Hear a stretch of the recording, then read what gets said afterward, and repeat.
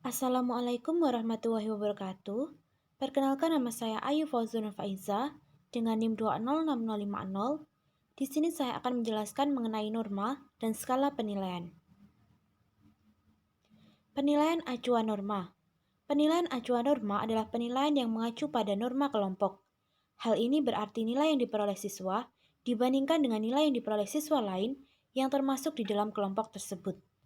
Cara membandingkan yang paling sederhana dan paling banyak digunakan dalam penilaian adalah mengurutkan skor dari yang tertinggi ke terendah, kemudian menentukan di mana posisi siswa berada. Tujuan dan manfaat penilaian acuan norma.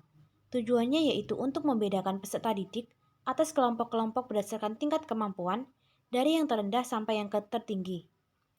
Sedangkan manfaatnya, pada umumnya digunakan untuk seleksi, digunakan pada akhir unit pembelajaran untuk menentukan tingkat hasil peserta didik, peringkat, dan klasifikasi peserta didik. Kriteria penyusunan penilaian acuan norma. Yang pertama, soal-soal tidak didasarkan atas pengajaran yang diterima siswa atau keterampilan serta tingkah laku yang diidentifikasikan sebagai sesuatu yang dianggap relevan bagi belajar siswa. Yang kedua, pada proses belajar, penilaian norma pada umumnya banyak dilakukan oleh guru. Yang ketiga, penekanan pada penilaian untuk proses belajar. Seseorang mengacu pada ketentuan atau norma yang berlaku di sekolah. Yang keempat, seorang guru dapat menggunakan acuan norma nasional. Ciri-ciri penilaian acuan norma. 1. Digunakan untuk mengetahui kemampuan peserta didik dalam komunitasnya, seperti di kelas, sekolah, dan sebagainya. 2. Menggunakan kriteria yang bersifat relatif. 3.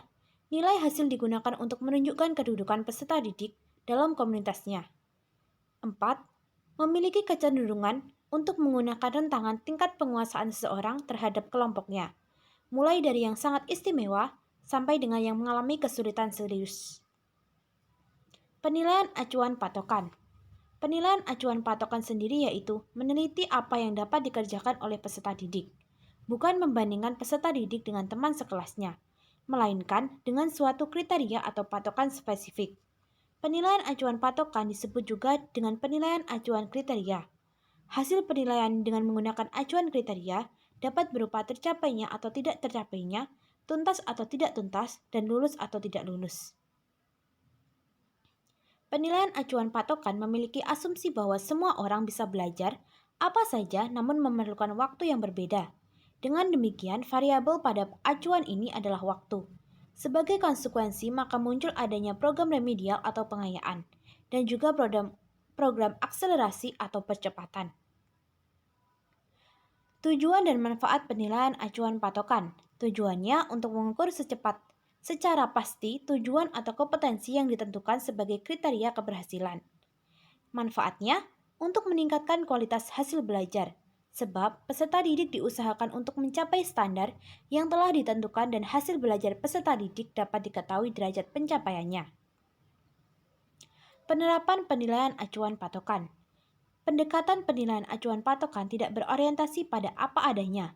Pertama, pendekatan ini mempergunakan angka rata-rata dengan terlebih dahulu menetapkan kriteria keberhasilan, yaitu batas lulus, penguasaan bahan pelajaran atau kriteria pencapaian tujuan, TKP.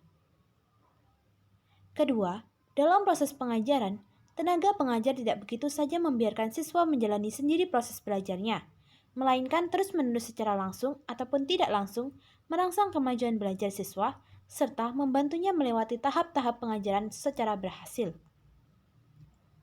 Kelebihan dan kekurangan penilaian acuan norma dan penilaian acuan patokan. Kelebihannya, penilaian acuan norma dapat digunakan untuk menetapkan nilai secara maksimal, serta dapat membedakan kemampuan peserta didik yang pintar dan kurang pintar.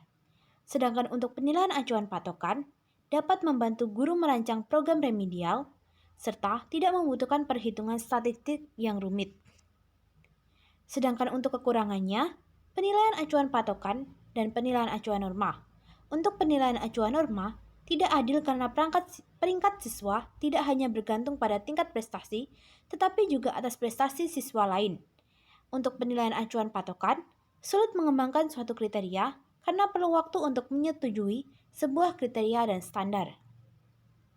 Persamaan dan perbedaan penilaian acuan norma dan penilaian acuan patokan. Persamaannya, penilaian acuan norma dan penilaian acuan patokan memerlukan adanya tujuan evaluasi spesifik sebagai penentuan fokus item yang diperlukan. Kedua, pengukuran memerlukan sampel yang relevan digunakan sebagai subjek yang hendak dijadikan sasaran evaluasi. Sampel yang diukur mempresentasikan populasi siswa yang hendak menjadi target akhir pengambilan keputusan. Perbedaannya, penilaian acuan norma biasanya mengukur sejumlah besar perilaku khusus dengan sedikit butir tes untuk setiap perilaku. Sedangkan untuk penilaian acuan patokan biasanya mengukur perilaku khusus dalam jumlah yang terbatas dengan banyak butir tes untuk setiap perilaku. Demikianlah yang dapat saya jelaskan mengenai norma dan skala penilaian. Terima kasih.